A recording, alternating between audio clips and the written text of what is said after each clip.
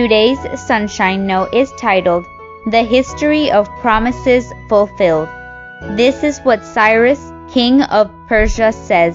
The Lord, the God of heaven, has appointed me to build a temple for him at Jerusalem in Judah. Any one of his people among you, may his God be with him, and let him go out to Jerusalem and Judah and build the temple of the Lord, the God of Israel, the God who is in Jerusalem.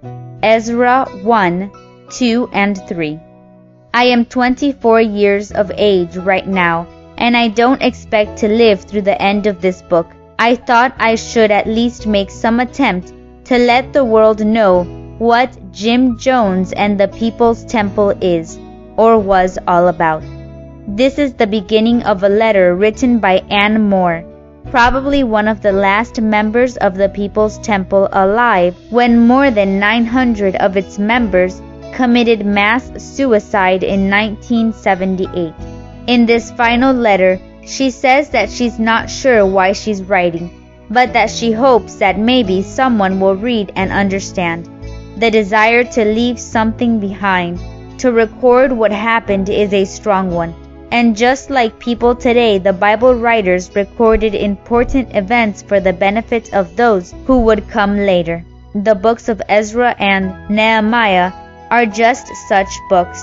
They, along with the Chronicles, were probably written by the Jewish scribe Ezra after the return of the Jewish people from exile in Babylon.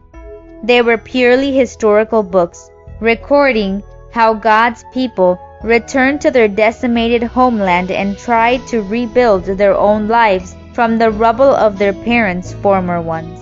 But these books are not all about a sad group of people picking through a destroyed land.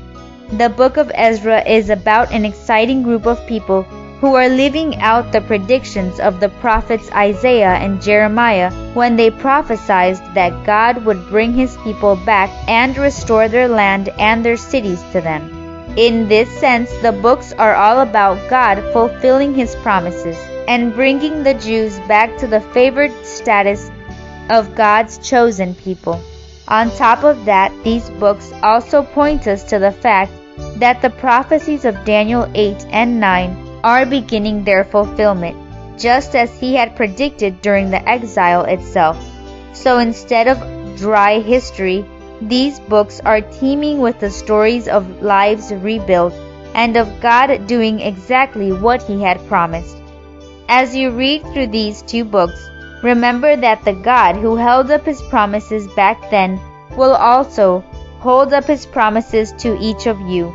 And his promise to you is that he will be coming back soon, that where I am, there ye may be also. John 14:3. May God bless you today.